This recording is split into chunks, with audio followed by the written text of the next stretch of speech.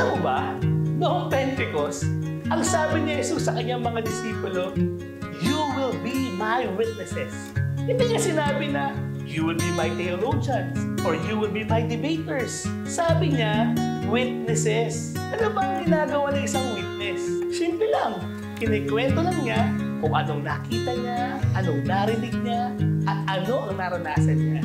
Ganon din ang hinihingi ng Diyos sa atin ngayon.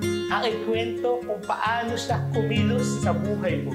Ngayon, hayaan mong i-empower ka ng Holy Spirit para ang simpleng kwento ng buhay mo ay magamit niya para matag ang mga pusong gustong bumalik sa Kanya.